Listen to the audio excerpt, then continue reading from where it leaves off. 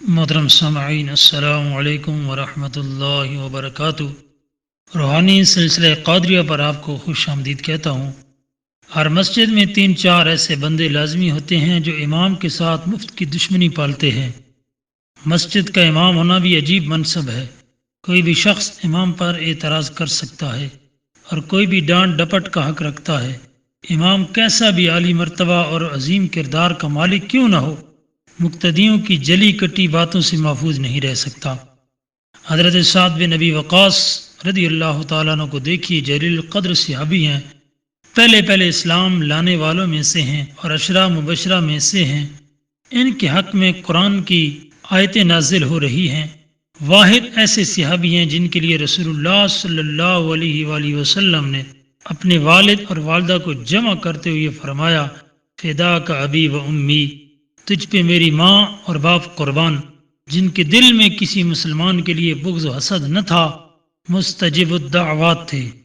رسول اللہ صلی اللہ علیہ وآلہ وسلم کی معیت میں تمام تر غزوات میں شریک ہوتے ہیں، راہ خدا کے پہلے تیر انداز ہیں۔ خود رسول اللہ صلی اللہ علیہ وآلہ وسلم آپ کو سالار لشکر مقرر فرما کر خرار کی جانب روانہ فرماتے ہیں۔ آپ کے ہاتھ پر بہت سی فتوحات ہوئیں، لیکن جب امارات کوفہ کے دوران مسلح امامت پر کھڑے ہوتے ہیں تو کوفہ والوں کے اعتراضات کا محور بن جاتے ہیں۔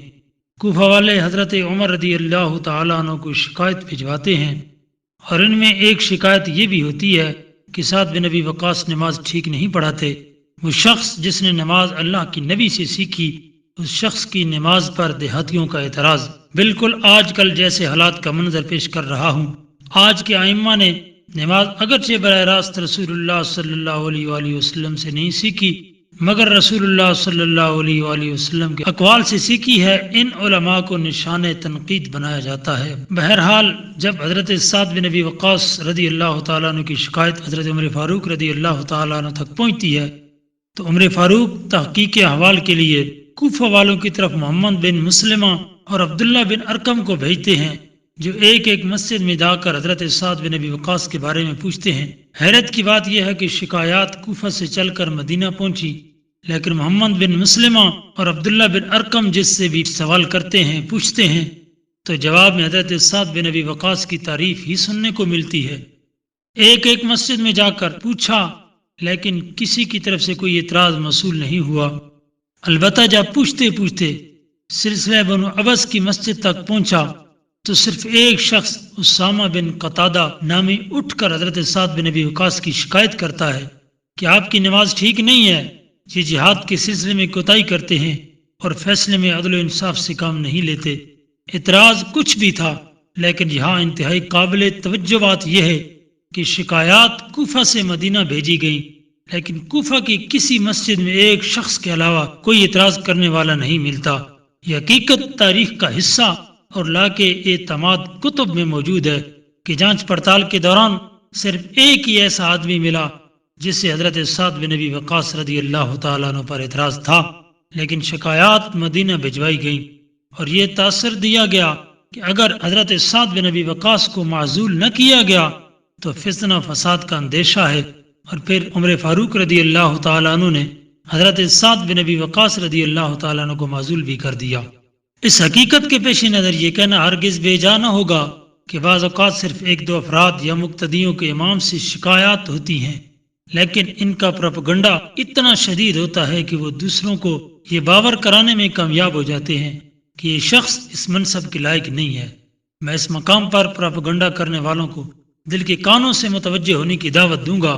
اس میں شک نہیں کہ مجھ جیسے اماں مساجد لائق تعریف نہیں، لیکن میرے بھائیوں، کبھی آپ کی مسجد کا امام بے قصور بھی ہوتا ہے اور آپ کے اعتراضات بے جا بھی ہوتے ہیں۔ ایسی حالت میں اپنی انا کی تسکین کے بجائے اللہ تعالیٰ کی پکڑ سے ڈریے اور ذہن میں رکھیے کہ جب حضرت سعد بن ابی وقاص رضی اللہ تعالیٰ عنہ نے معترض کی ناحق باتیں سنی تھیں تو اپنے ہاتھ اللہ جل جلالہ کے دربار میں اٹھا کر یہ دعا کی، اللہم ان کان عبدک ھذا کاذبا قام رعاء وسمعۃ فآتل عمرہ وآتل فقرہ وعرضہ بالفتن۔ اے اللہ، اگر تیرا یہ بندہ جھوٹا ہے اور نام و نمود کی خواہش میں اٹھا ہے تو اس کی عمر کو لمبا کر، اس کی محتاجی میں اضافہ کر اور اسے فطروں میں مبتلا کر۔ وقت گزر گیا، حضرت سعد بن ابی وقاص رضی اللہ تعالیٰ عنہ معزول بھی ہو گئے، پروپیگنڈا جیت گیا، لیکن سعد بن ابی وقاص کی دعا اللہ جل جلالہ کے ہاں محفوظ رہی، اور پھر لوگوں نے دیکھا کہ وہ شخص انتہائی بڑھاپے کو پہنچا، اس کی بھوئیں آنکھوں پہ گر چکی تھیں، راستے میں کھڑے ہو کر بھیک مانگتا، اور جب کوئی عورت سامنے سے گزرتی تو اس کے ساتھ چھیڑ خانی کرتا۔ لوگ کہتے اے بوڑھے، تمہیں عورتوں کو چھیڑتی ہوئی حیا نہیں آتی؟ جواب میں کہتا میں کیا کروں، مجھ بڈھے کو سعد بن ابی وقاص کی بد دعا لگ گئی ہے۔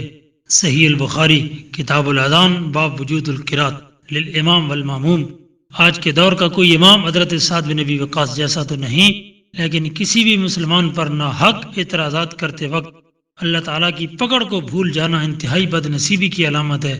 ہم اپنے پروپیگنڈے میں جیت سکتے ہیں، لیکن اللہ جل جلالہ کے ہاں فیصلے حقائق کی بنیاد پر ہوتے ہیں، ان فیصلوں میں سے بے خوف نہیں ہونا چاہیے۔